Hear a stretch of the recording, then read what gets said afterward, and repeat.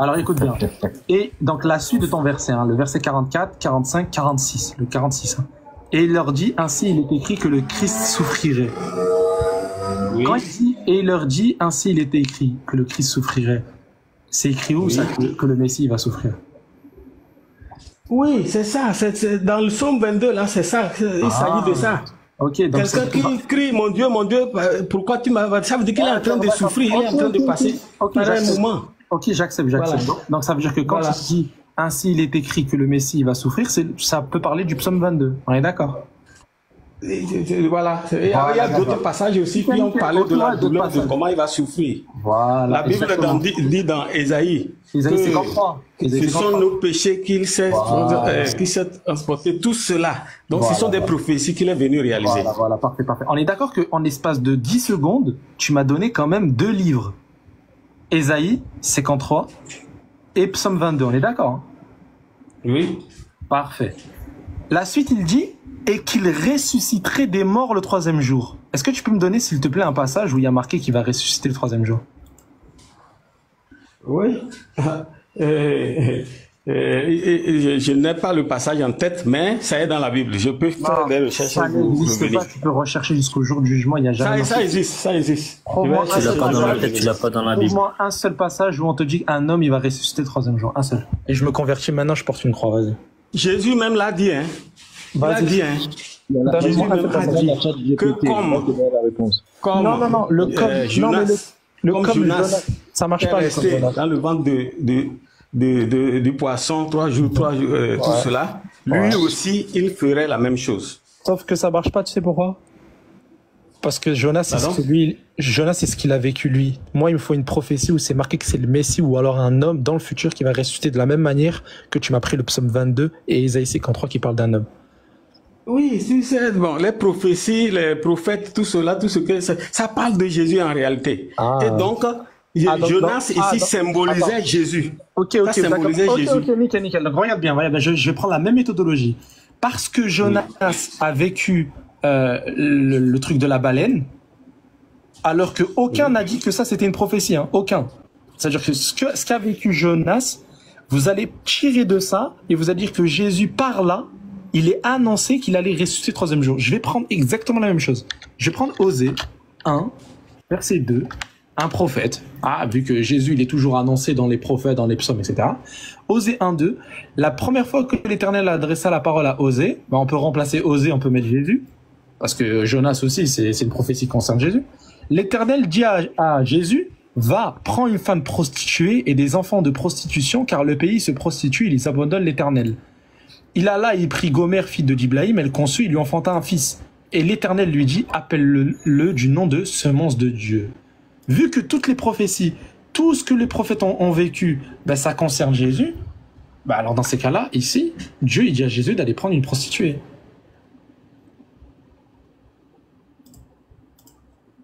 C'est vrai dans la vie de Osée, hein. C'est ça, c'est une réalité. Mais c'est pas la réalité pour Jésus. Oui, nous sommes des prostituées que le Seigneur Jésus est venu chercher, hein. Moi, je suis pas une prostituée. Nous sommes des prostituées. Tous les hommes sont des prostituées que le Seigneur est venu sauver. Dites-moi que vous avez enregistré ça, bon sang. Tous ceux qui font partie de l'Église de Christ, ce sont des vauriens que le Seigneur a rassemblés. Léon, est-ce que tu te rends compte qu'il vient de dire que tous les chrétiens sont des prostituées? Oui, c'est des prostituées. Oui, ça veut dire que même Marie, toi, même si tu viens à Jésus aujourd'hui, ça veut dire que Marie va faire de toi ton enfant. Hein. Attends, ça veut dire que Marie... Frère, il a dit même pas si tu viens à Jésus aujourd'hui, tu pourras devenir...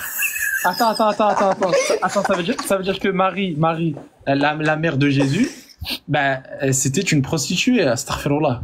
Donc ça veut dire que Marie... tout ce que vous avez mal compris. Quand je parle de prostituée, c'est de par notre nature pécheresse. Comme nous sommes nés pécheurs, tous les hommes, il n'y a pas d'exception. D'accord, tu peux dire Marie. Dans ce cadre-là, on dit que nous sommes des vauriens, nous n'avons pas d'héritage. Nickel, tu peux dire que Marie c'est une prostituée? Marie c'est un pécheur, elle est une pécheresse aussi. Donc dans ce cadre-là, elle est comme moi, elle est comme toi. Et du coup elle est une quoi? une pécheresse comme toi, comme pour moi. Non, tout à l'heure, t'as dit une prostituée. Tout à l'heure, t'as dit qu'on est tous des prostituées. Donc, vas-y, dis, Marie, c'est une quoi?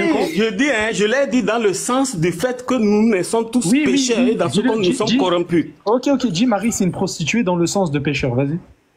Voilà, c'est dans ce cadre que nous tous nous sommes. Dis-le. Non, dis-le, je t'entends. Non, nous tous, nous sommes des prostituées, nous tous. Non, d'accord, dis Marie, c'est une prostituée, vas-y. Non, c'est toi. Toi, nous sommes tous dedans.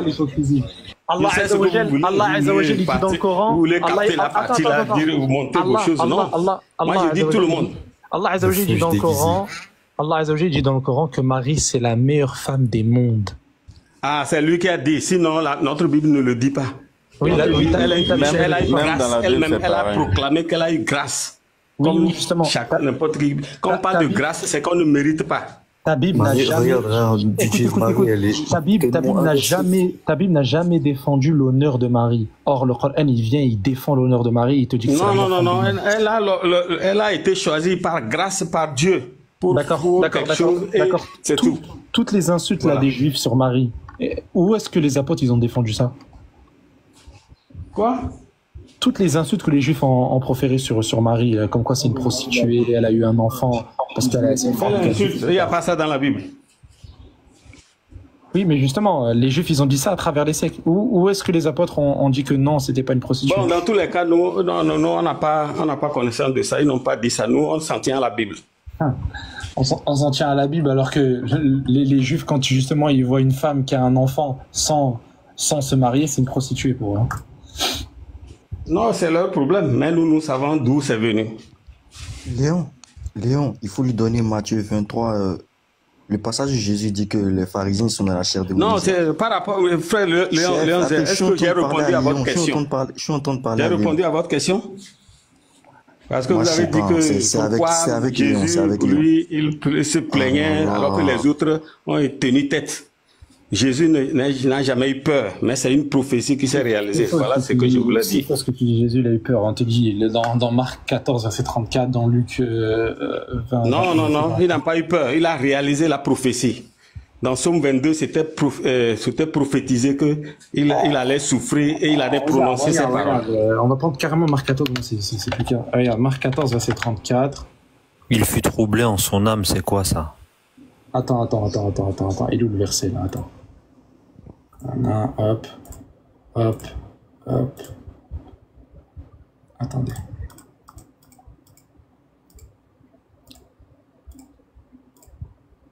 Voilà.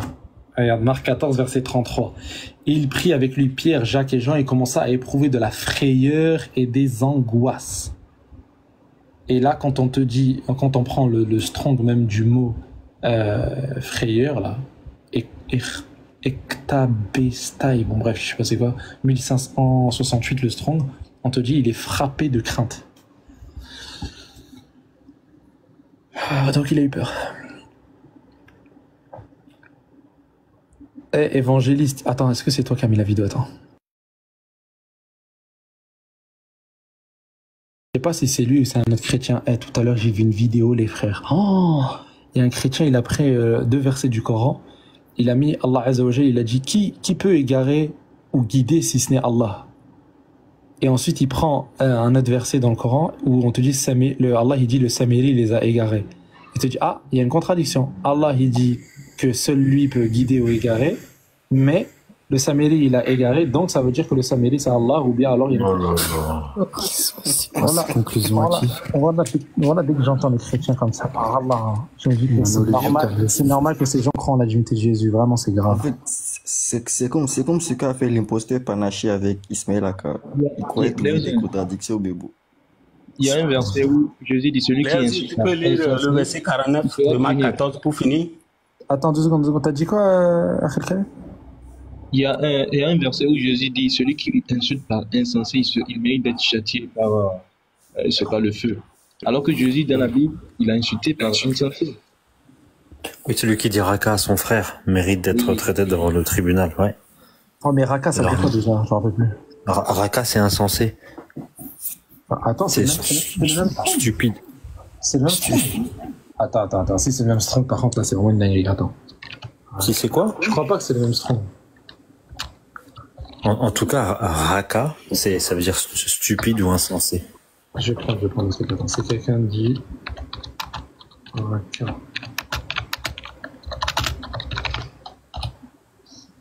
Matthieu 5, verset 22, attendez. Raka mérite d'être puni par les Grecs. Raka 4469. Oh non. Je te l'avais dit ça, Léon, à l'époque. Et voilà, tu penses les gars, c'est le même strong. Par Allah, ça dit quoi? Ça dit stupide, la définition. Mais oui, c'est insensé, stupide, imbécile. Attends, et Luc 24, non, mais c'est pas possible. Et dans Luc 24, il les traite de stupide, gros homme stupide. Attends, donc Jésus doit passer devant le tribunal, mon ami. Attends. Et c'est un grave péché en plus, hein. Et par Allah, il y a oh là là. Léon, pardon, il peut lire de mon dernier verset, je vais partir. Oui, vas-y. 49 de Marc 14, que tu as pris là. Oui, je t'en fous que Jésus, là, il doit passer. Il doit être puni par le... Toi qu'il a péché ici, frère. Attends. Marc 4, c'est où déjà, purée. Je suis perdu. Ah, purée, c'est où? Ah, je crois que j'étais à la page. Attends. Marc 14, verset 33. Oui, qu'est-ce qu'il y a là-bas? 14, verset 49. 49. J'étais tous les jours parmi vous enseignant dans le temple et vous ne m'avez pas saisi, mais c'est afin que les Écritures soient accomplies. Ce que Jésus faisait sur la terre, c'était l'accomplissement des Écritures. Voilà, les prophéties qui étaient là. Donc, il était venu simplement accomplir cela. Et quand c'est fini, il est parti. Voilà. Donc ça veut dire que Jésus... Merci beaucoup de m'avoir fait monter, de m'avoir donné la parole aussi. DJ Pub. C'est-à-dire que tout ce que Jésus il a dit, c'est pour qu'il aille mourir sur la croix. Hein?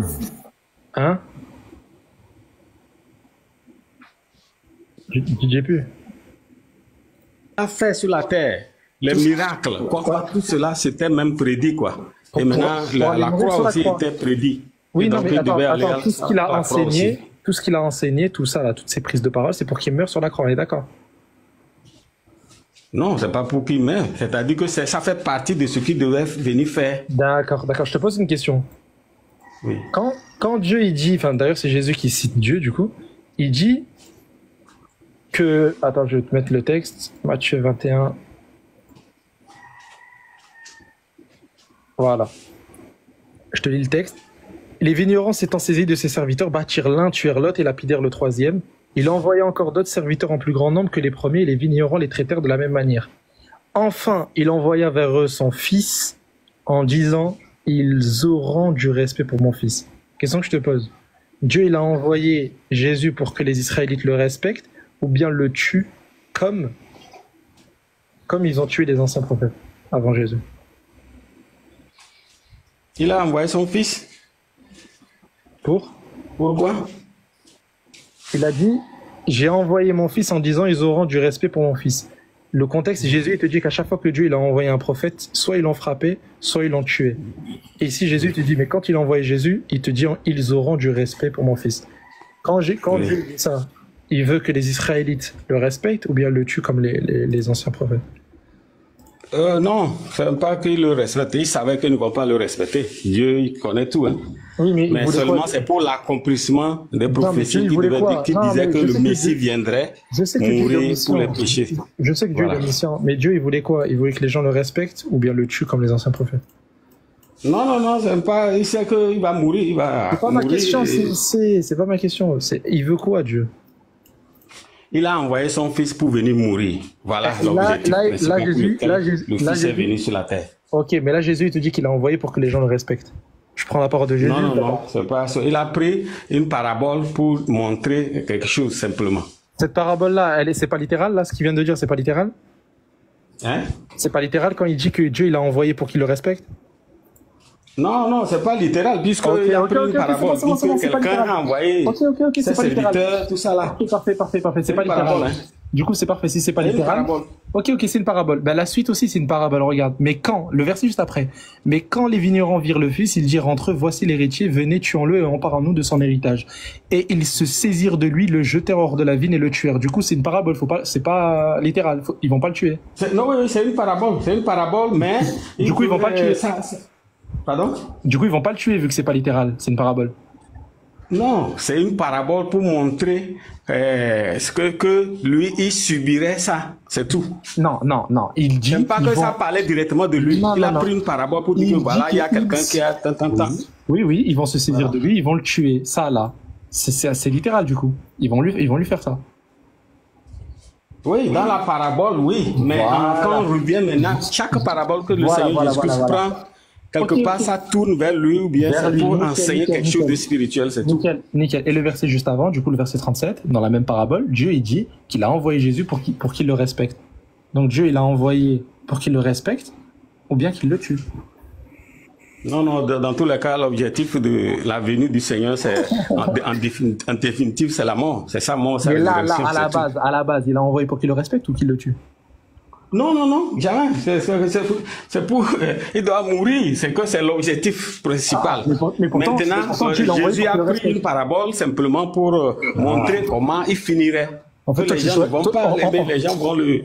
En fait, toi, tu choisis... Dans les conditions normales, lorsque toi, tu es un chef, tu as envoyé des serviteurs, après tu envoies ton chef et ton fils, les gens vont un peu avoir peur. Mais c'est tout, c'est une parabole. Mais dans la réalité, lui, il devait être mis à mort. Ok, donc ça veut dire que toi, tu choisis maintenant, finalement, à quel moment c'est littéral la parabole et à quel moment c'est pas littéral. Quand il s'agit de la mort de Jésus, c'est comme ça que ça doit se passer. Et quand il s'agit... Non. Laisse-moi finir, je t'ai pas coupé. Et quand Dieu il dit qu'il a envoyé Jésus pour qu'il le respecte, c'est une parabole, Dieu l'a pas envoyé pour ça, il l'a envoyé pour mourir. Malheureusement, avec vous les chrétiens, tant que vous arrêtez pas de suivre vos passions, vous allez jamais changer. Jamais. Léon. Tu sais que c'est une parabole quand même, non? Est-ce que tu es convaincu quand même que c'est une parabole? La mort de Jésus aussi. Je pense que c'était littéral carrément. Du coup, même c'est une parabole. Il a pris un exemple. Du coup, la mort de Jésus dans la parabole. Ça aussi, c'est pas littéral. Des serviteurs. Il a envoyé ces choses, on les a tués. Il envoie son fils. Les gens pourront avoir peur, humainement parlant, pour dire c'est le fils de notre maître. Mais voilà, c'est tout. C'était une parabole, c'est tout. Oui, c'est une parabole aussi quand il te dit qu'ils vont le tuer. C'est une parabole. Du coup, faut pas prendre ça littéral. Et du coup, les Israélites, ils vont pas le tuer, mais ils vont tuer le faux semblant. Merci. Léon, de toute façon, toutes les paroles qui n'arrivent pas les chrétiens, ce sont des paraboles. Tu dis quoi? J'ai dit, de toute façon, toutes les paroles qui les arrangent pas, ce sont des paraboles. Une fois, il y a un gars qui m'a dit que Jean 17:3, c'est une parabole. Après, il m'a dit Jean 14:28 aussi, c'est une parabole. En fait, dès que Jésus dit, moi et le Père, nous sommes un. Pas parabole. Là, c'est plus une parabole. C'est clair. Et tu sais, moi, il y a un chrétien, voilà, moi, là où ça m'avait vraiment fait rire, il m'avait dit, moi et le Père, nous sommes un, celui qui m'a vu a vu le Père. Tous les versets, tu sais, qu'ils donnent par rapport à la divinité de Jésus. Ouais. Ils te disent que ça, là, c'est Dieu qui a parlé à travers lui. Mais quand il dit, Père, délivre-moi de cette heure, etc., ici, c'est la nature humaine. Quand il dit, le Père est plus grand que moi, nature humaine. Quand il dit, je sais pas moi, n'importe quel truc, mon Dieu, etc., nature humaine. En fait, il choisit ça. Le pire, c'est que nature humaine, nature divine, ça n'existe même pas dans la Bible. Oui, Exactement. Maranatha, bonjour Maranatha, c'est une femme, elle est trop sympa Maranatha. Ouais, c'est bonjour. Ouais. Bonjour Maranatha. Bonjour. Pourquoi je l'ai fait monter? Parce que la dernière fois, je parlais longtemps avec elle. C'était. Vas-y, je te laisse échanger avec elle. Intéressant. Non, continue, Léon. Mais reste dans la mort de Jésus, là. Parce que moi, ce que j'arrive pas à comprendre, c'est que la mort de Jésus, selon les chrétiens, c'est le plan divin. On est d'accord? Jusque-là, ils disent que c'est le plan divin. Maintenant, moi, je veux savoir, le plan divin, c'est qu'il meure ou qu'il soit tué. C'est-à-dire que, est-ce que les gens qui ont tué Jésus, ces gens-là sont compris dans le plan divin, c'est-à-dire qu'ils ont participé à l'œuvre divine, ou est-ce qu'ils ont accompli l'œuvre divine malgré eux sans savoir? Ouais, je crois que c'est malgré eux. Parce que Jésus, quand il va parler de sa mort, il va dire la puissance des ténèbres s'est mise à l'œuvre. D'accord, donc c'est malgré eux. Eux, en gros, ils ont livré Jésus. D'accord.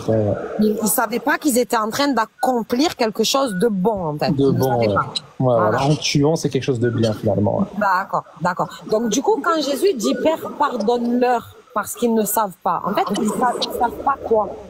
Ils savent pas qu'ils sont en train de réaliser quelque chose de bien, du coup, ils leur pardonnent les péchés, mais en réalité, ils font quelque chose de bien, tu vois. Donc, quand tu fais quelque chose de bien, tu dois être pardonné. En fait.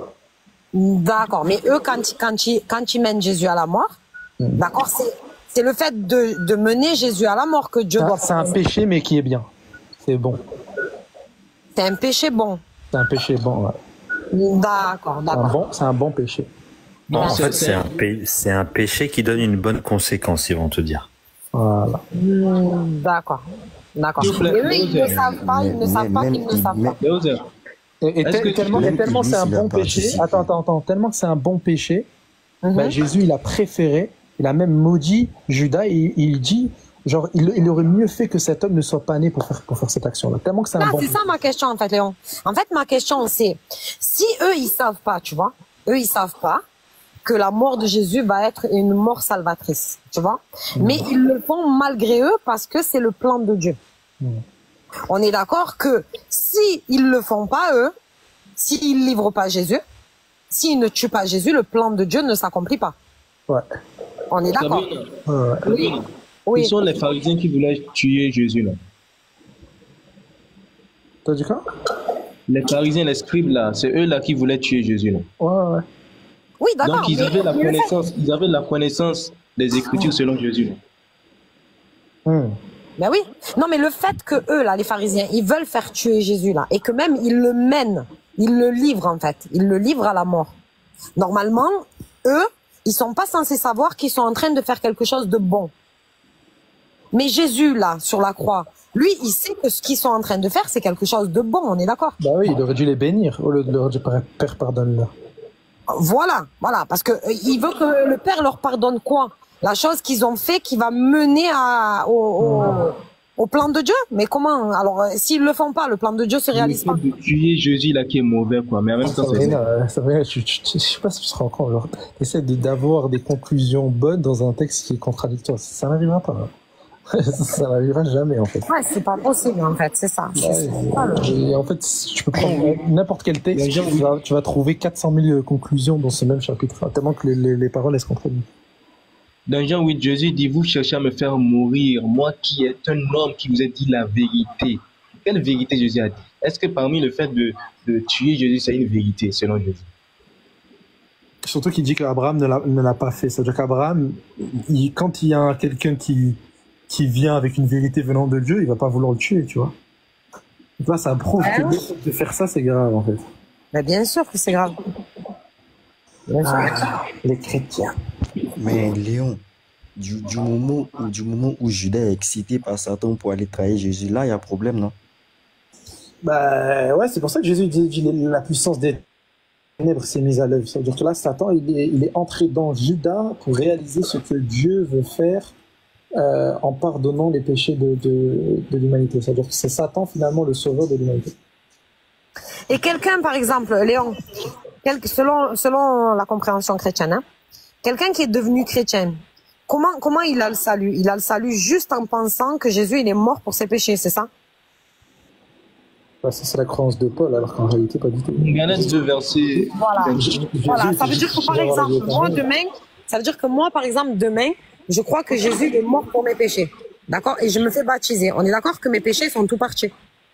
Ouais, mais il faut que tu crois qu'en gros, c'est ton sauveur, genre en même temps. Voilà, qui m'a sauvé. D'accord? Que tous mes péchés, il les a enlevés. Ouais, voilà, c'est ça. Voilà. Et après demain, je me reconvertis à l'islam. Est-ce qu'il me ramène mes péchés? Non, parce que t'as apostasie. Donc, il me remet mes péchés. Ouais, il te remet tes péchés. D'accord. Donc, c'est un enlevateur et un remettateur. Ouais, non, c'est ça. D'accord. Non, franchement, c'est compliqué parce que tu vois, moi, j'avais compris au départ, quand j'échangeais avec eux, j'avais compris que quand Jésus, il enlève tes péchés, ça veut dire que toi, tu es passé d'une nature pécheresse à quelqu'un qui va être conduit par les enseignements de Jésus. Et que c'est comme ça que tu vas plus commettre de péché. Mais eux, ils te disent non, ils te disent que tu changes de nature, en fait. Tu vois, ils te disent qu'en vérité, il t'a enlever les péchés de ta nature. C'est pas toi qui vas bien œuvrer par son enseignement, en fait. Mais en fait, même si tu continues à pécher, tu n'as plus de péché. Ouais, mais en gros, si je capte bien, Satan, ce qu'il a fait, ça a permis que tu deviennes une nouvelle créature. C'est-à-dire que Satan a fait en sorte que tu deviennes une nouvelle création. Exactement, tu deviens une nouvelle création, en fait. À cause de qui? Satan. À cause de Satan. Wow. Non, mais ce que vous dites là, c'est pas biblique, en fait. Hein. C'est pas du tout biblique. Hein. Pas du tout. Bon, alors là, pas du tout. Dit tous les jours, en fait, hein, Mara. Oui, non, mais il y a ce que les gens disent parce qu'on leur a appris depuis la naissance. Ça, je veux bien l'entendre. Et après, il y a ce que la Bible dit, tu vois. Donc, à partir du moment où on t'a appris que tu as un Dieu en 3 personnes, tu répètes, je vais dire vulgairement parlant, bêtement, que oui, ton Dieu, il est en 3 personnes. Moi, je l'ai fait pendant des années, tu vois. Et depuis 4 ans, depuis 2020, je n'y crois plus. Et pour toi, Jésus est Dieu ou pas? Jésus n'est pas Dieu. D'accord. Jésus est fils de Dieu. Ok.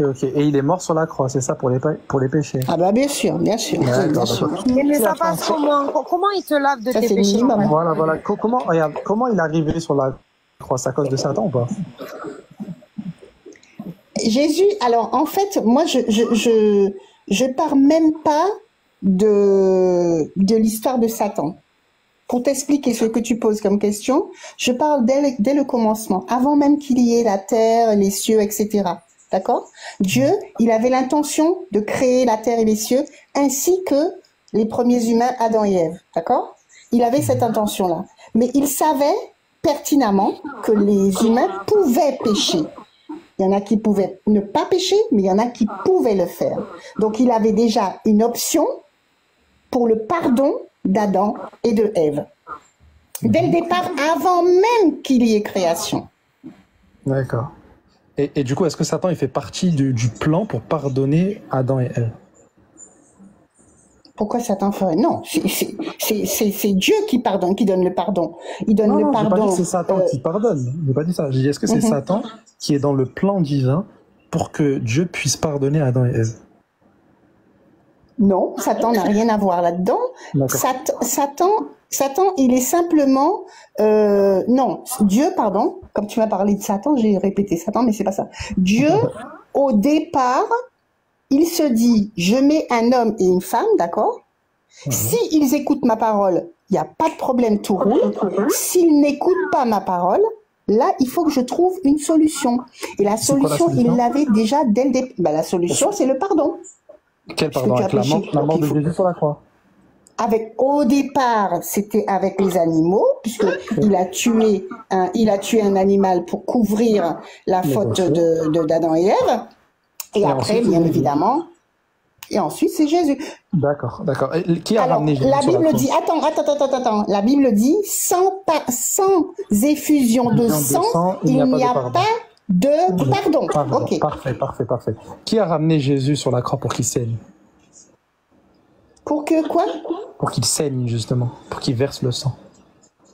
Tu n'as pas lu l'histoire qui est dans la Bible?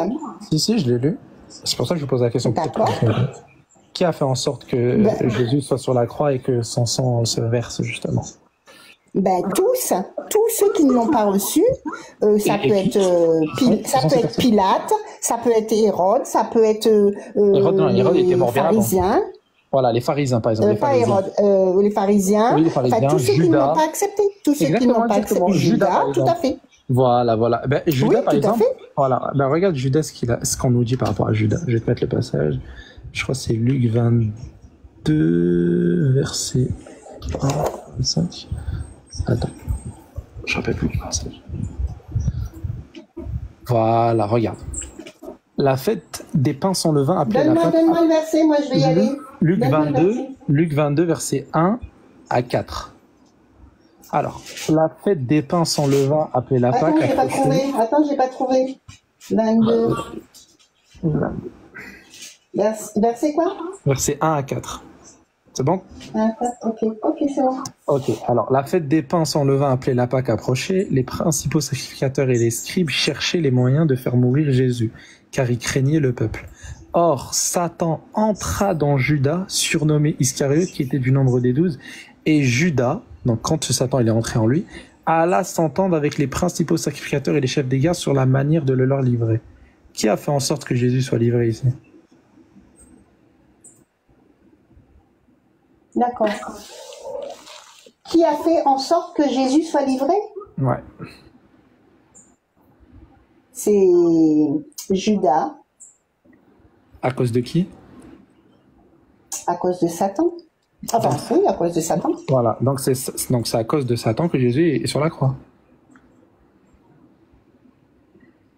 Non, parce que oui, non. Tu sais quoi? Je vais te dire un truc. Ça peut pas être ce que tu dis là. Pourquoi? Parce que en fait, là tu as inversé la fête des pains sans levain appelée la Pâque approchait. Ok? Donc là, on arrive au jour où c'était juste avant, il y avait eu Jésus qui faisait le repas avec ses apôtres. D'après ce que j'ai compris. Hein. Non, le repas c'est après. Non, le repas c'est après. Le repas c'est après. D'accord, donc c'est pas ça. Donc, là, on te dit que Satan est rentré dans Judas. Mais Judas, je pense pas que Satan soit rentré là à l'instant T dans Judas. Ah si, on te dit Satan est entré dans Judas. Non, oui, d'accord. Là, on te dit, oui, il est rentré là. Ok? Mais il était déjà avant. Faut pas prendre le texte en disant, oui, il est rentré là, c'est absolument là, au verset 4 qu'il rentre, Satan. Okay. Il était déjà. Parce qu'il était déjà allé voir les gens pour leur proposer de le livrer, négocier une somme d'argent, etc. D'accord? Donc, quand tu me dis, oui, c'est là qu'il est rentré... ok, donc ça veut dire depuis le début, il était en Judas encore. Ah oui, je pense. Depuis le début. Ok. Mais c'est comme toi et moi, hein. C'est comme Judas, il n'est pas plus que toi et moi. Il n'y a pas de problème. Donc le même Luc 22. Satan. Ok. Donc là, donc depuis le début, tu dis que Satan il est entré dans Judas, et ici, Satan il a fait en sorte que Jésus soit livré entre la main de ceux qui veulent le tuer justement. Et dans le même Luc 22, je vais prendre le passage. Parce que j'ai quitté la page. Le même Luc 22, à partir du verset 50... Non, verset 53. Même 52 si tu veux. Alors, Jésus dit aux principaux sacrificateurs, aux chefs des gardes du temple et aux anciens qui étaient venus contre lui, « Vous êtes venus comme après un brigand avec des épées et des bâtons. J'étais avec vous tous les jours dans le temple et vous n'avez pas mis la main sur moi. Mais c'est ici votre heure et la puissance des ténèbres. » Donc ici, là, la puissance des ténèbres, c'est qui, selon toi? Puissance de ténèbres. Le contraire de la puissance de Dieu, justement, de la lumière.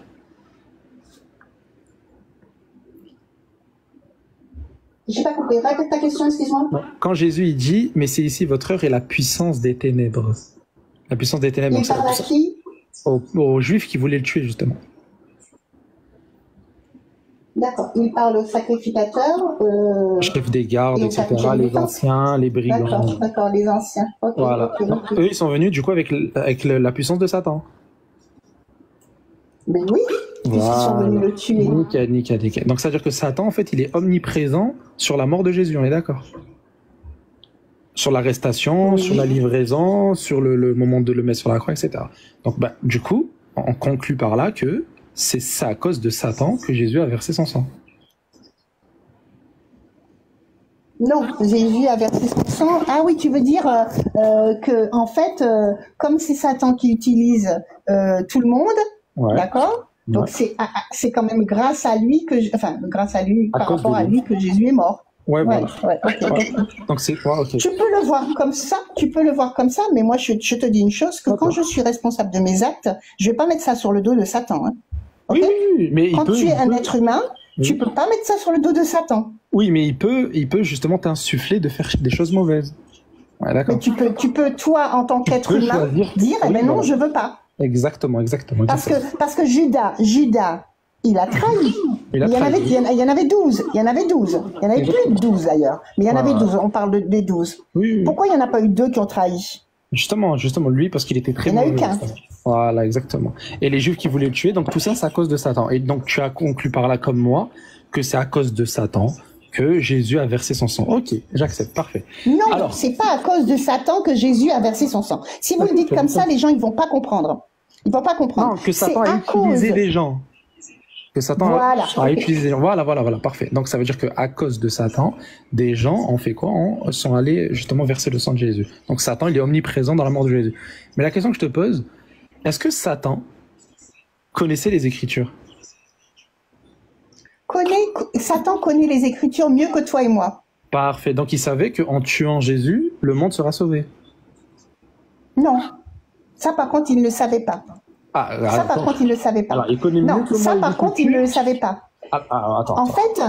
Comment ça, il connaît pas? Un coup, il connaît, mais un coup, il connaît pas. C'est comment? Attends. Je te dis. Lui, son but, c'est de tuer Jésus. Pourquoi? Parce que depuis l'éternité, d'accord? On ne peut pas compter. Depuis avant la création, Satan existe et Jésus existe, d'accord? Donc, depuis l'éternité, dans les cieux, Satan s'est rebellé contre Dieu. Et donc, a attaqué le Fils de Dieu. Mais il connaît les Écritures. Qui était déjà Fils. Voilà. Maintenant, il a voulu tuer le Fils de Dieu, mais en fait, quand il a fait le procédé pour utiliser les gens pour tuer le Fils de Dieu, en fait, ce qu'il n'a pas compris, c'est qu'il s'est mis dans... En fait, je ne vais pas dire un gros mot, mais il s'est mis dans des problèmes. Pourquoi? Parce que à partir du moment où tu as tué le Fils de Dieu, mais c'est là où Jésus a obtenu la victoire. Exactement. Mais du coup, Satan, il le savait pas. Satan, il le savait pas en faisant ça. Il le savait pas. Je ne sais pas s'il le savait pas parce que la Bible ne le dit pas précisément. Mais tout à l'heure, tu m'as dit que Satan, il connaît les Écritures mieux que moi et toi. Moi, je connais. Oui, non, mais je t'ai dit que tout n'est pas marqué dans les Écritures. Je ne sais pas parce que je l'ai pas vu dans les Écritures. Donc s'il est marqué, je l'ai pas vu. Non, on a convenu que Satan connaissait les Écritures mieux que moi et toi. On est d'accord? Ça, on est clair. Ok, parfait. Moi, je connais Ésaïe 53. Satan, il connaît aussi Ésaïe 53. D'accord. Dans Ésaïe 53, on te dit, il a pu à l'Éternel de le briser par la souffrance après avoir livré sa vie en sacrifice pour le péché. Il verra une postérité et prolongera ses jours, et l'œuvre de l'Éternel prospérera entre ses mains. C'est pourquoi je lui donnerai sa part avec les grands, il partagera le butin avec les puissants, parce qu'il s'est livré lui-même à la mort, et qu'il a été mis au nombre des malfaiteurs, parce qu'il a porté le péché de beaucoup d'hommes, et qu'il a intercédé pour les coupables. Satan, il connaît ces Écritures? C'est bien parce qu'en fait, c'est le psaume 53. Non, c'est dans l'Ancien Testament. Ouais. Isaïe 53, c'est dans l'Ancien Testament. Ouais. Et ça prouve que ça parle de Jésus. Ouais, c'est très bien ce que tu dis là. Ouais, Satan, il connaissait ces Écritures. Bien évidemment. Comment, en connaissant ces Écritures-là, il a accompli ici le fait que Jésus sauve le monde, alors qu'il sait très bien qu'en le tuant, il va sauver le monde? Alors là, moi, je suis pas dans l'esprit de Satan, hein. Je sais pas. Je suis pas dans l'esprit de Satan. Ça veut dire que finalement, c'est Satan. Non, faudrait peut-être que tu lui poses la question à lui. Ah non, mais moi, je peux pas parler avec Satan. Je le maudis tous les jours en islam. En islam, on le maudit tous les jours. Mais oui, mais nous, je peux pas te dire des choses. En fait, on étudie le livre de la Bible, mais on n'étudie pas le livre de Satan. Donc, je n'ai pas, je peux te dire ce que la Bible dit de Satan, mais ce que Satan pense dans sa tête, je peux pas te le dire. Justement. Tu vois ce que je veux dire? On est d'accord que Satan, il a appelé le malin. Oui, mais enfin, tu sais, il y a des gens qui sont super bêtes et on les appelle malins, hein. Non, c'est Jésus qui l'appelle comme ça. Ou alors Jésus, il s'est trompé. Non, mais t'as des gens qui sont bêtes et on les appelle petits malins. Oui, mais quand Jésus il dit que Satan, il est malin, pour dire qu'il est bête ou qu'il est malin? Oui, il est malin dans un certain sens. Quand il est malin, vu qu'il est malin, il sait très bien qu'avec Ésaïe 53 là, ça concerne le Messie, donc faut pas que je le tue, on est d'accord? Mais ce que j'approuve avec toi, c'est que tu sais que Isaïe 53 parle du Messie. Il y en a beaucoup qui le réfutent. Ah non, donc non, ça, franchement, si je pouvais t'envoyer des, je sais pas comment ils font là sur Internet, ils envoient des cadeaux, je t'aurais envoyé un cadeau. Sauf que pour moi, Isaïe 53 ne concerne absolument pas Jésus en fait. Ah ben tu viens de dire le contraire là. Non, moi c'est pour te dire que Isaïe 53, en le lisant avec votre lecture, vous dites que ici ça concerne Jésus. Mais du coup, si ce Ésaïe 53 concerne Jésus, alors dans ces cas-là, quand Satan il le lit, Il sait très bien que ça concerne le Messie, et par conséquent, s'il le tue, il va sauver toute l'humanité. Pourquoi il va faire cet acte-là alors qu'il est censé justement nous envoyer en enfer? Mais tu sais que Satan, 53, je vais reprendre, Satan sait très bien que son combat, il est en train de se battre, hein. Il est en train de ramener le maximum vers lui. Comment il peut ramener des gens vers lui? Attends, mais laisse-moi finir. Il est en train de faire le maximum depuis le départ, depuis le commencement, depuis Adam et Ève, pour ramener le maximum à lui, de personnes à lui. Mais il sait très bien que son combat est perdu d'avance. Ouais. Mais son but, c'est de ramener le maximum avec lui. Exactement. Mais tu sais, devant la croix, devant le jour où Jésus est décédé, devant la croix, il se réjouit ou il est mécontent de son acte? Eh ben devant la croix, tu en as un qui est de Satan et tu en as un qui tout de suite, lui, on lui dit même pas quoi que ce soit, tu seras aujourd'hui avec moi dans le paradis. Donc tu sais, Satan, il va en prendre certains, mais il y en a d'autres, il pourra pas les avoir. Justement, Satan. Il y en a d'autres, il pourra pas les avoir. Satan, justement, quand il voit Jésus sur la croix, vu que son rôle, c'est de nous ramener en enfer. Satan, quand il voit Jésus sur la croix, il est content ou bien il est mécontent à ce moment-là? Je ne sais pas, parce que tu sais, la Bible ne te parle pas de la pensée de Jésus est venu. Si Satan, dans toute la Bible, dans toute la Bible, tu as la pensée de Dieu et la pensée de Christ. Mais tu n'as pas la pensée de Satan. On va te dire des petites choses sur lui, c'est le mal, etc., etc. Mais ce qu'il pense au plus profond de lui-même, je ne peux pas te dire. On va aller dans la logique des choses. On va aller dans la logique des choses. Il sait qu'en envoyant Jésus sur la croix, le monde sera sauvé.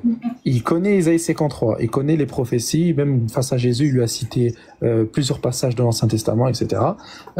Dans Matthieu 4, quand justement il a essayé de le tenter. Donc Satan connaît les Écritures. Son rôle, c'est de nous envoyer en enfer. Quand il met Jésus sur la croix, il a fait tout ça, et c'est très bien qu'en faisant ça, ce qu'il veut par là, c'est de le mettre à mort. Il veut que les gens le tuent. Oui. Mais Satan, il sait très bien qu'en faisant ça, quand il est sur la croix, il va sauver l'humanité. Mais du coup, à ce moment-là, il va se réjouir de la situation puisqu'il ramène des gens à faire cet acte-là. Mais moi, du coup, je me pose une question. Si on met un musulman à côté si on met un musulman en face de Jésus sur la croix, on met un chrétien et on met un juif et on met Satan. Donc le musulman, le juif, le chrétien et Satan devant Jésus sur la croix. Qui va se réjouir de la mort de Jésus? Le juif, il va se réjouir de la mort de Jésus. Satan, il va se réjouir de la mort de Jésus. Et le chrétien, il va se réjouir de la mort de Jésus parce qu'il va le sauver. Et nous, musulmans, on va pas se réjouir, plutôt, on va essayer de le protéger, même jusqu'à mourir, même pour lui. Même jusqu'à mourir pour lui. Donc la question qu'on se pose, qui finalement est plus satanique que Satan, finalement? Ouais. Alors moi, ce que je ne comprends pas, c'est comment va ton cerveau, parce qu'en fait, quand je t'ai parlé du jour de la crucifixion, et tu parlais de Satan, et tu voulais savoir ce qui est dans le cerveau de Satan, d'accord? Donc moi, je suis restée là-dessus. Après, ton cerveau, il va carrément à l'opposé du mien, tu vois? Parce que moi, ce que je me dis, quand je veux savoir, bon, moi je me suis pas posé, parce qu'en fait quand tu es devant la croix, le sacrifice, machin, tu penses à ce que Dieu a dit, est-ce que ça s'est réalisé, etc.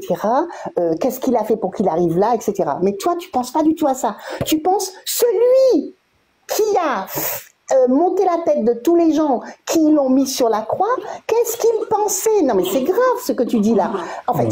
Je te dis simplement, le Satan, parce que moi, attends, je n'avais jamais pensé à ça.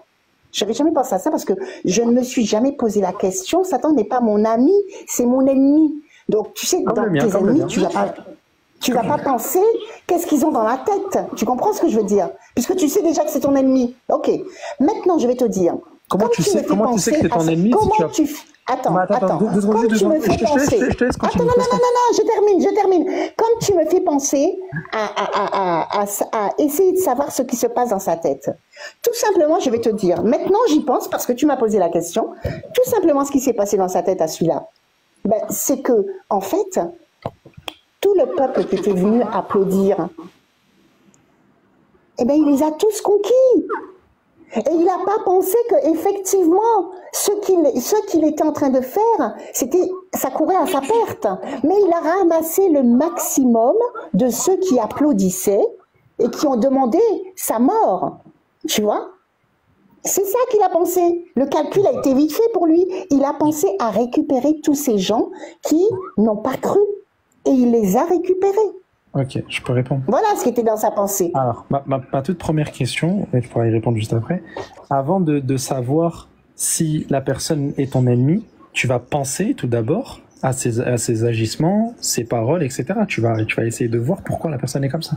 Donc tu vas penser, tu vas réfléchir, et à ce moment-là, tu vas en conclure que la personne est ton ennemi. De la même manière que nous, on sait très bien pourquoi Satan est notre ennemi, parce qu'on a pensé, on a réfléchi, etc., etc. Maintenant... Non, mais là, je te parle du sacrifice de la croix. Oui, justement. Non, je te parlais du sacrifice de la croix. Satan, c'est depuis le commencement. Oui, justement. Depuis Adam et Ève. C'est là où je ne pense plus. Je t'ai pas coupé. Je pense plus. Oui, mais justement. Ici, Satan, là, quand il va envoyer Jésus sur la croix, il va plus perdre que gagner en réalité dans l'histoire. Pourquoi? Parce que s'il avait fait en sorte que Jésus ne meure pas, ben plus personne va être sauvé. Tout le monde va en enfer, puisque personne n'aurait eu justement ce pardon-là des péchés. C'est-à-dire que Satan, au lieu de faire en sorte que Jésus ne meure pas, lui, il va faire en sorte que Jésus meure, alors que lui, il veut ramener le plus de personnes en enfer. Justement, le but, c'est de faire quoi? C'est de faire en sorte qu'il y ait plus de personnes en enfer. Donc son rôle, c'est justement que Jésus ne meure pas. Pourquoi il va faire en sorte que Jésus meure alors qu'il sait très bien qu'en faisant ça, il va ramener beaucoup moins de personnes en enfer, justement? Mais tu es qui pour dire qu'il a ramené beaucoup moins ou beaucoup plus? Toi, tu n'es pas tu n'es pas Dieu. C'est Dieu qui sait qui fait quoi. Tu vois? Donc, moi, ce que je peux te dire, c'est que ils ont tous la Bible, ils ont tous acclamé tuez-le, et puis libérez Barabbas, qui était un voleur, un meurtrier, etc. Donc, on suppose. Maintenant, on n'est pas là pour faire des calculs, des comptes apothicaires. Non, c'est pas du tout le but.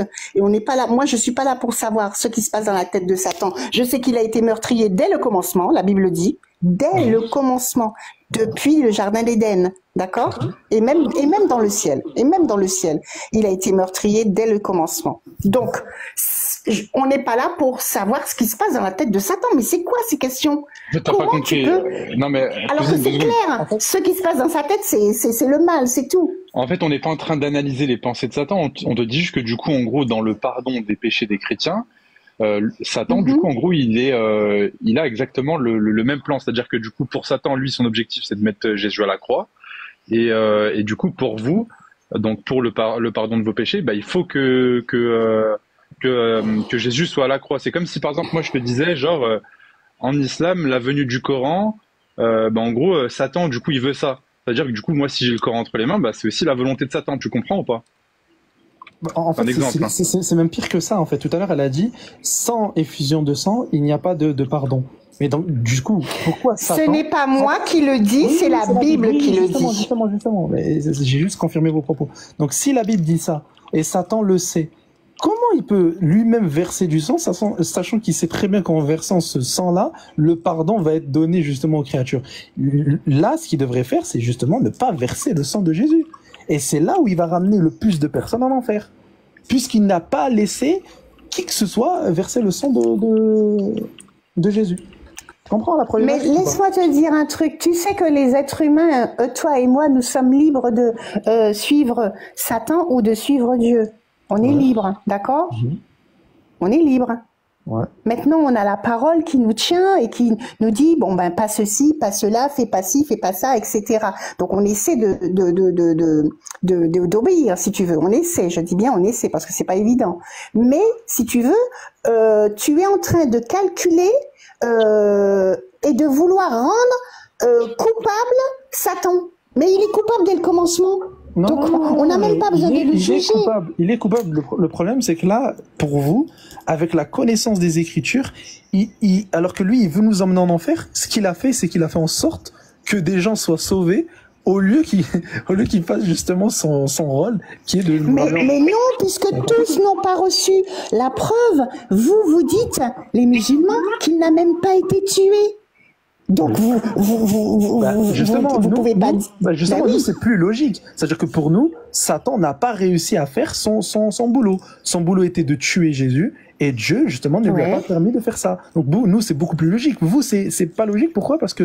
Alors, d'accord, je suis d'accord à ce que... Je termine. C'est-à-dire que pour vous, Satan avait la connaissance des Écritures, il savait qu'en tuant Jésus et versé son sang, il va pardonner les péchés, enfin Dieu va pardonner beaucoup de péchés, mais justement, en faisant ça, c'est une erreur. Alors que nous, en islam, on dit qu'à chaque fois qu'un prophète a été envoyé et que les gens ont voulu le tuer, c'est Satan qui leur a fait en sorte de faire ces choses-là, et Dieu, soit il a sauvé les prophètes en question, soit il en a laissé certains mourir pour justement châtier ceux qui les ont tués.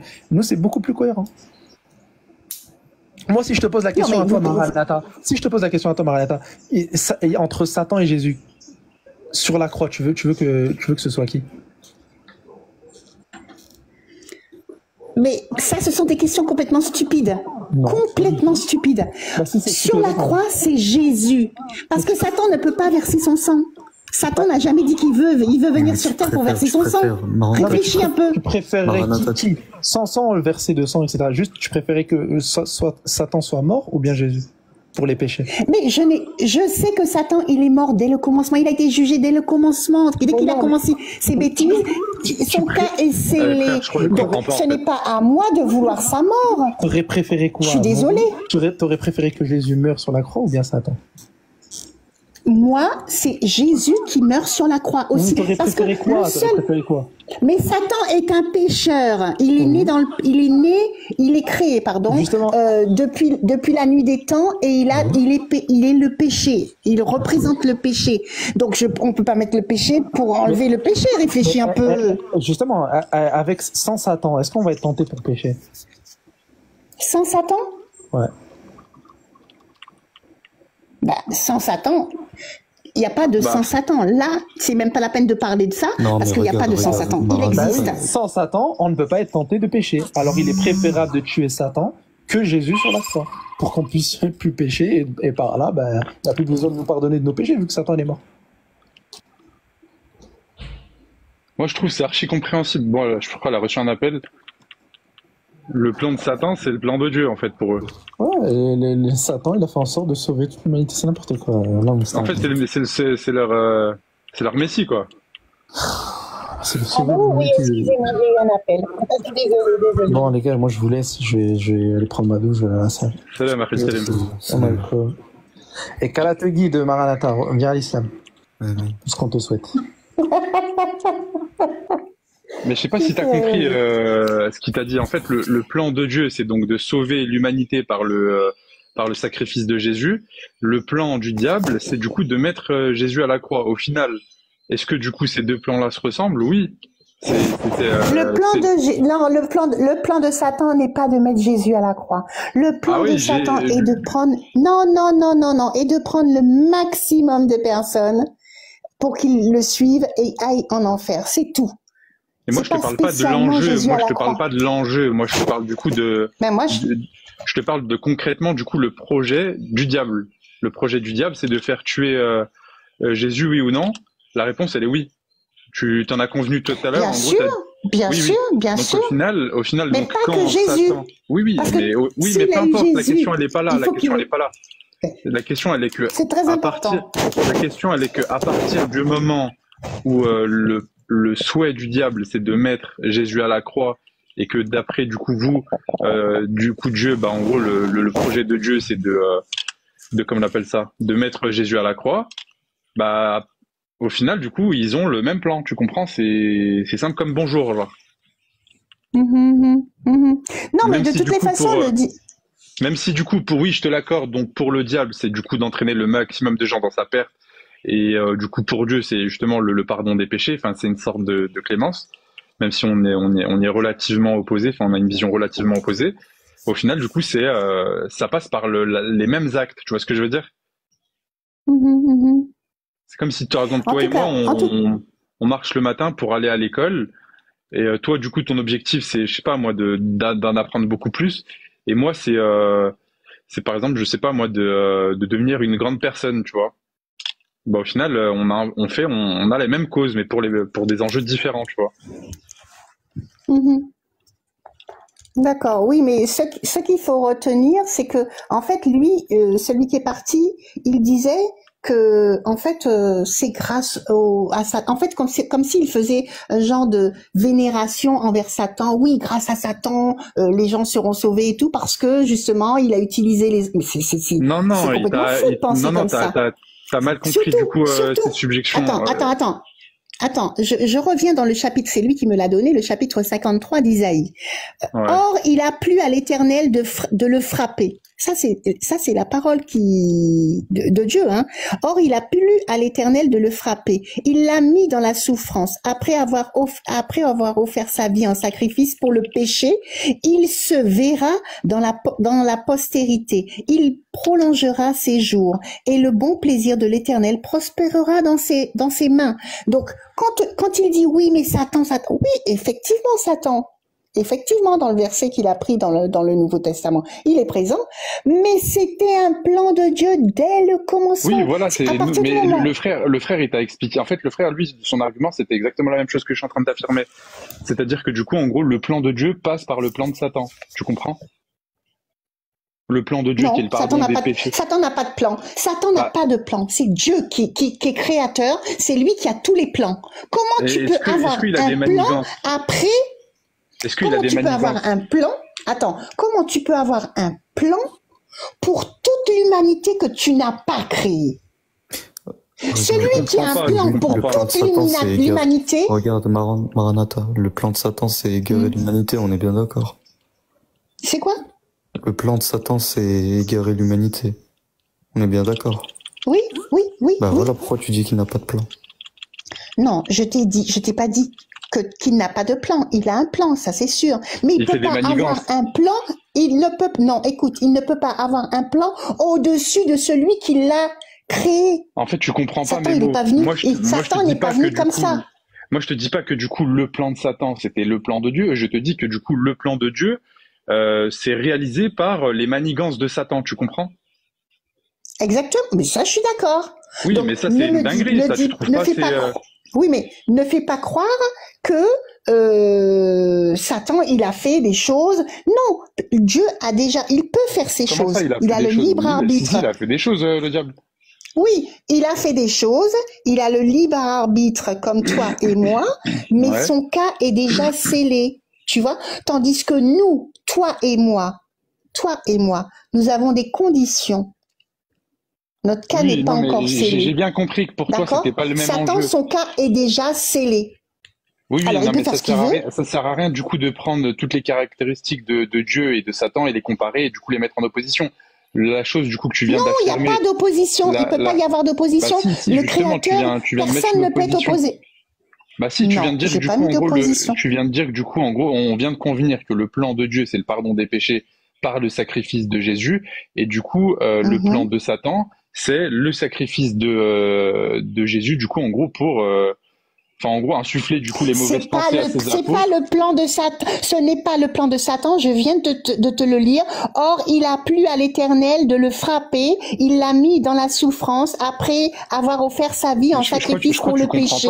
Ça, c'est dans Isaïe. Oui, je crois que tu comprends pas ce qu'on est en train de dire. Mais ça, c'est le plan de Dieu. C'est pas le plan de Satan. Je te pose une question fermée. Est-ce que c'est dans le plan de Satan de mettre Jésus à la croix, de le tuer, de tuer les Messies? Non. Ah bon? Non, la Bible, non, parce que regarde bien, chapitre 53, c'est ton ami qui me l'a donné. Or, il a plu à l'Éternel de le frapper, il l'a mis dans la souffrance après avoir offert sa vie en sacrifice pour le péché. Il se verra de la postérité, il prolongera ses jours. Eh ben alors voilà. Donc, on va dire que c'est Satan. Satan, il y arrive après. Mais au départ, c'est Dieu. En fait, tu t'écoutes pas quand tu parles. Je vous coupe 2 secondes. Salam alaikum, les autres, je vais m'en aller. Shalom Maranatha. Et qu'Allah te quitte. Tu voulais lui dire quoi, frérot? Ah, c'est tout. Ok. Concrètement, du coup, Maranatha, là, tu viens de confirmer avec Léon qui vient de partir que c'est du coup Satan qui a suscité du coup les mauvaises pensées à Judas d'Iscario afin que du coup en gros il trahisse Jésus. Ça, on en a convenu tout à l'heure.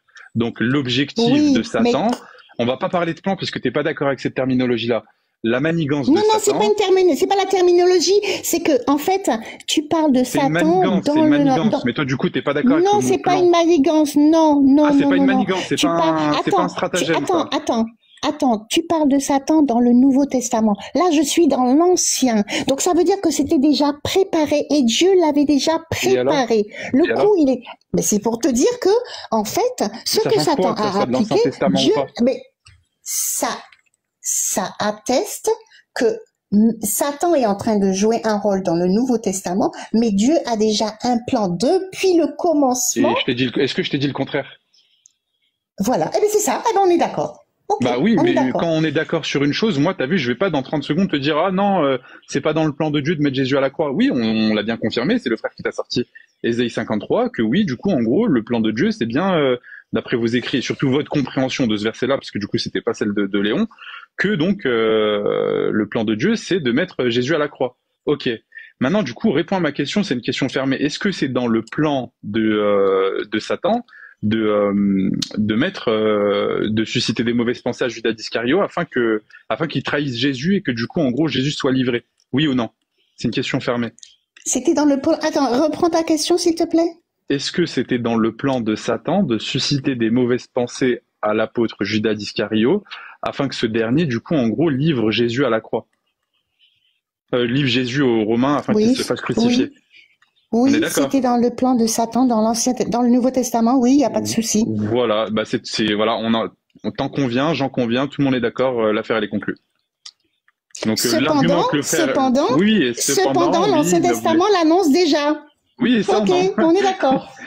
Oui, ça c'est selon... Non, mais c'est très important. Oui, non, mais toi, tu sais que tu es en train de lire une translittération des écrits originaux, tu es quand même bien d'accord. Non, mais tu sais quoi? Quand tu vas devant un tribunal, si tu as déjà pensé à l'action que tu allais faire, tu es plus coupable. Est-ce que tu comprends ce que je veux dire? Non, je comprends pas ce que tu veux dire. Quand tu vas en France, c'est comme ça. Quand tu vas devant un tribunal, admettons, tu as tué quelqu'un. Ah, tu veux dire c'est un... Ouais, je vois ce que tu veux dire. Tu as, comment ils disent ça? Ils disent un terme. Oui, tu as prémédité. Voilà, exactement. Ouais. C'est un acte prémédité, voilà. Voilà, tu as prémédité. Donc, en fait, le juge, il va dire, bah ouais, mais c'est pas sur le coup que vous avez fait ça. Donc, vous êtes plus coupable. Oui, je comprends ce que tu me dis. Est-ce que tu as lu le Targum? Donc, c'est ça qui se passe. C'est ça qui se passe. Parce que dans le Targum, Dieu avait déjà prémédité. Tu sais que du coup... les Juifs, du coup, en gros, quand ils prennent Ésaïe 53 dans leur texte, ils te disent pas, du coup, en gros, ils ont pas du tout la même lecture que vous. C'est-à-dire que du coup, la traduction en français de ces écrits-là ne concorde pas du tout avec ni les écrits des Juifs, ni leur compréhension. Pour eux, du coup, le fameux, ce que vous appelez du coup le Messie souffrant, chez eux, c'est tout simplement du coup Israël, donc la nation d'Israël, qui du coup, en gros, va souffrir. C'est pas pour eux, c'est pas le Messie, pour eux, c'est pas une prophétie messianique, ça. Tu comprends?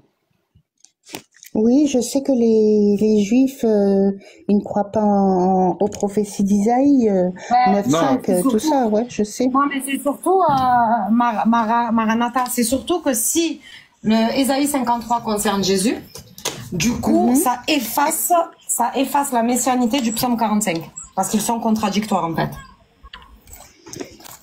Ça efface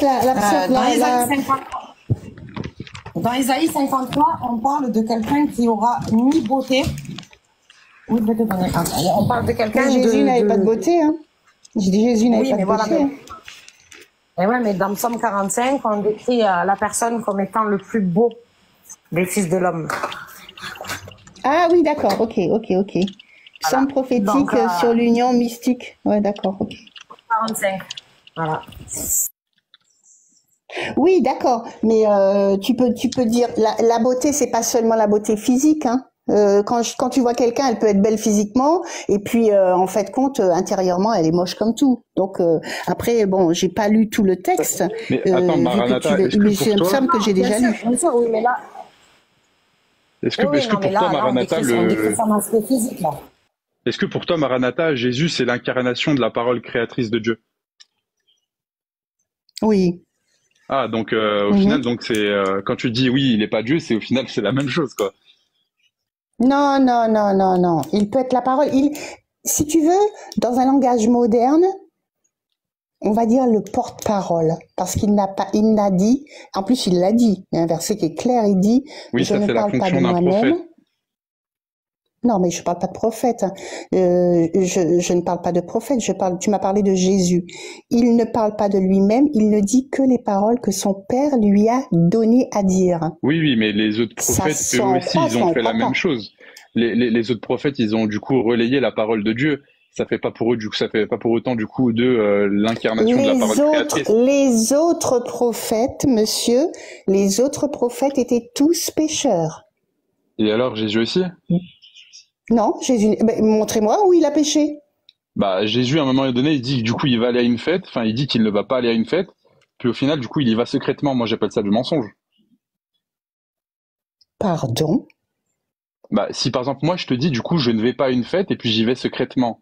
Est-ce que du coup, ça sous-entend que j'ai menti ou pas? Non. Il faut prendre il faut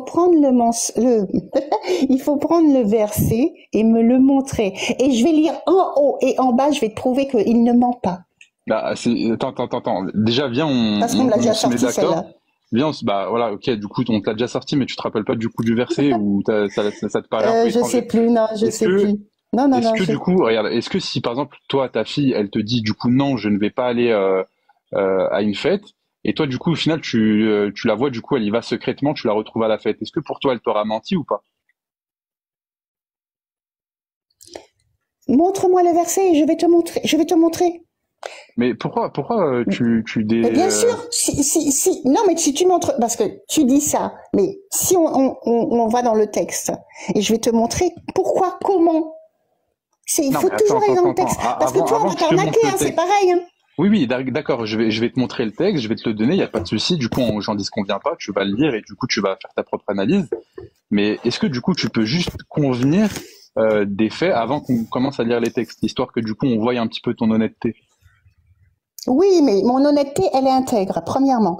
Et oui, si je dis à quelqu'un, je n'irai pas à la fête. Si je dis à quelqu'un, je n'irai pas à la fête, d'accord? Et que vous me retrouvez dans cette, et que j'y, pas secrètement, ou secrètement comme tu veux, c'est pas secrètement parce que on va me retrouver dans la fête. Donc il n'y a pas de secret là. Oui, mais toi t'as pas, ça commence déjà là. Non, parce que là déjà ça fait 3/4 d'heure qu'on vient de passer sur le plan de Dieu, le plan du diable, qui du coup concorde parfaitement, mais du coup t'as du mal avec ça. Là quand je te pose la simple question, non, j'ai pas du mal.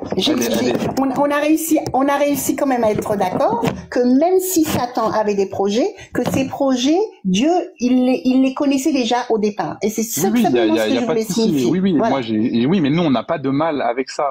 On n'en disconvient pas. Donc maintenant, du coup, on va passer à autre chose puisque du coup le sujet est clos. Est-ce que du coup, si je te dis que je vais pas à une fête et que j'y vais secrètement, est-ce que j'ai menti ou pas? Ce n'est pas un mensonge, ça peut ne pas être un mensonge. C'est comme si, par exemple, tu es invité dans une fête, d'accord, et tu me dis, ah, moi, j'irai pas. Peu importe la raison, je n'irai pas. Et puis après, dans ton fort intérieur, tu dis, ah, tiens, j'entends la musique, j'ai envie d'y aller et tout. Bon, ben, j'y vais. Ça veut dire que tu as menti? Ça veut dire simplement que sur le moment, quand on t'a posé la question, tu étais ferme et définitif, tu voulais pas y aller. Mais cependant, après avoir écouté le son de la musique et tout, tu as dit, bon, bah, ok, je vais y aller. C'est tout. C'est pas un mensonge en soi. Est-ce que c'est illégitime si du coup, en gros, une amie à cette fête-là te dit, mais attends, mais tu m'as menti, là. Du coup, tu m'as dit que tu allais pas et au final, tu y es. Tu dis une chose je lui répondrai tout simplement. Je lui répondrai tout simplement. Le son de la musique, tu vois, ça m'a donné l'envie de danser, donc je suis là. Ouais, bah là, dans le contexte, c'est pas vraiment la même chose. Dans le contexte, non, mais si on prenait le verset, si on rentre dans le verset, je te montre ce que je te dis. Non, mais sans avoir le verset sous les yeux. Au final, j'ai même pas envie de te montrer le verset parce que je sais très bien dans ton fin fond intérieur que si tu dis à ta fille, si elle te dit du coup qu'elle ne va pas à une fête et qu'au final du coup tu la retrouves là-bas, tu vas prendre ça pour du mensonge comme du coup en gros de la traîtrise. Mais lorsque du coup en gros on parle d'affaires religieuses, bizarrement là du coup en gros les langues elles se délient, etc. quoi. Non, c'est-à-dire, tu sais que dans le cadre du mensonge, un parent dit à son enfant, il y a une fête, je ne veux pas que tu y ailles. L'enfant est mineur, ok? Et l'enfant dit, bon, ok, j'irai pas. D'accord? L'enfant est sous l'autorité de ses parents. Effectivement, la voisine voit l'enfant dans la fête. Eh ben, l'enfant a menti à ses parents. Là, c'est différent. Tandis que Jésus n'avait aucune interdiction de ne pas y aller. Je ne sais pas vraiment le contexte puisque tu n'as pas donné le truc, mais Jésus, il pouvait aller partout. Il y a des endroits où il n'a même pas, il a pas voulu y aller parce que c'était pas encore son heure de mourir. Je ne dis pas le contraire. C'est dans Jean 7, 10. Alors, est-ce que tu sais que Jésus, dès qu'il a commencé à prêcher, on a toujours essayé de le tuer? Oui, Jean 7, 10. Mais ça, j'en disconviens pas non plus. On a toujours essayé du coup de le crucifier parce que les Juifs, du coup, en gros, avaient pour habitude de crucifier les prophètes. Maintenant, du coup, en gros, comme je te l'ai dit, si moi, je t'affirme une chose qui est que, du coup, je ne vais pas à cet endroit-là et que j'y vais secrètement et que je me retrouve là-bas, pour moi, je t'ai menti. Après, si toi, du coup, en gros, t'as pas les mêmes principes, les mêmes valeurs, la même éthique, etc., voilà. Ça va être subjectif. Mais pour moi, je pense que universellement, la majorité des gens sont d'accord avec moi.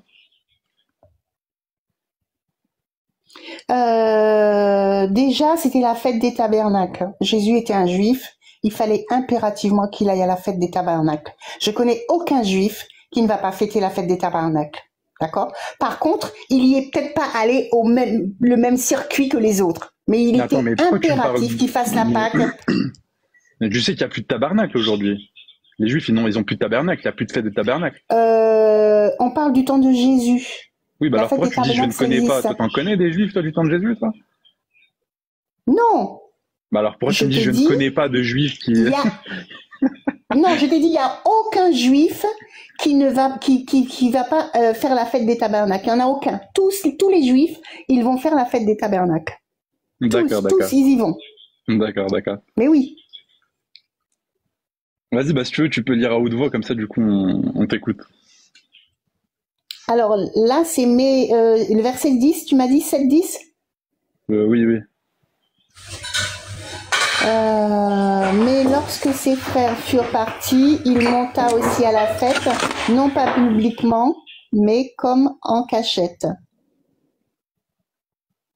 Après, on te dit, les Juifs donc le cherchaient pendant la fête et disaient, où est-il? En fait, on le cherchait, c'est ça que je te disais, on le cherchait pour le faire mourir, on le cherchait pas pour lui dire... Oui, mais ça, c'est pas ma question, moi. Tu me dis que du coup, Jésus est sans péché, parce que du coup, en gros, voilà, les prophètes, eux, ils sont péchés, Jésus, il est sans péché. Pour moi, là, c'est un péché, là, ce qu'il vient de faire.